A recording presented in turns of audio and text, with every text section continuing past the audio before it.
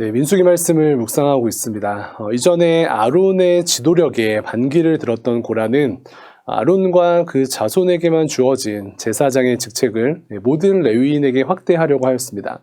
그러나 하나님께서는 오히려 그들을 심판하심으로 아론의 지위를 확증해 주셨습니다. 하나님께서는 한 번 더 아론의 지위를 오늘 본문 말씀을 통하여서 확증해 주시는데요. 그 과정은 어떻습니까?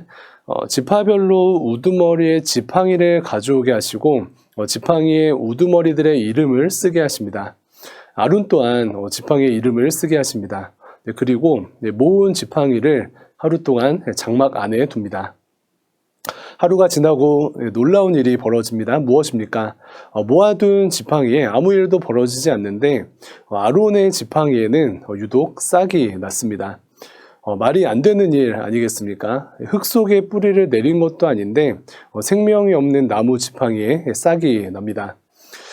이것은 생명의 주관자 대신 하나님께서 특별히 아론의 지팡이에만 싹이 나게 하심으로 아론의 대제사장적 직분은 하나님께서 세우시고 하나님께서 인정하신 직분이라는 것을 증명하게 되는 그러한 사건을 보여주는 것입니다.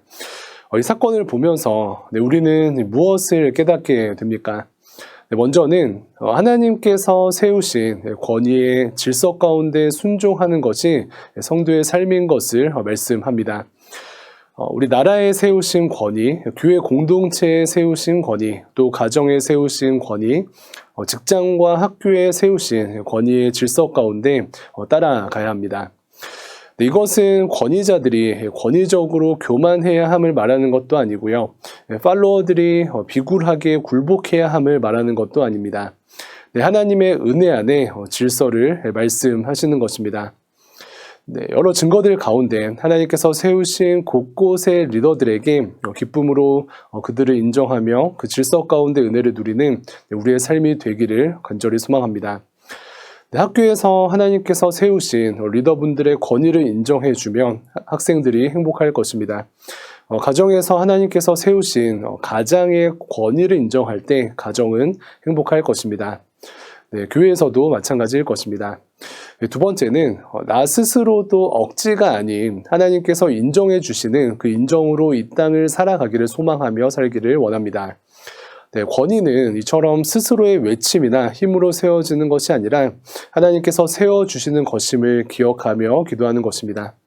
하나님, 저에게 이러한 책임과 권위를 주신 것이 맞다면 모두가 알 수 있는 증거를 주시옵소서. 지팡이에서 싹이 나는 초월적인 역사를 통해 아론을 세워주셨던 것처럼 하나님께서 나를 이곳에 세워주셨다는 것을 모두가 알 수 있는 하나님의 간섭하심, 나만의 아론의 싹을 허락하여 주시옵소서라고 기도하는 우리의 삶이 되기를 간절히 소망합니다. 하나님께서 여러분들이 속한 곳에서 여러분들을 세워주시면요, 그 힘은 진짜 힘이 될 것입니다. 그것이 큰 일이든 작은 일이든 하나님께서 세운 사람이시구나, 하나님께서 기뻐하시는 사람이구나, 이것이 나타나면은 주변에 인정을 받게 될 것입니다. 이러한 은혜가 모든 성도님들의 삶과 가정, 또 일터와 학교에 임하기를 간절히 소망합니다.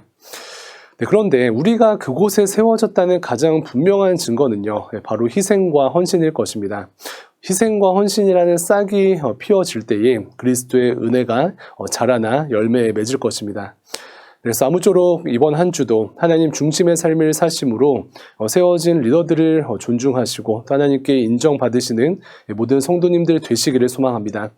특별히 희생과 헌신이라는 이 싹을 피움으로 열매 맺는 모든 대광의 성도님들 되시기를 주님의 이름으로 축원을 드립니다. 감사합니다.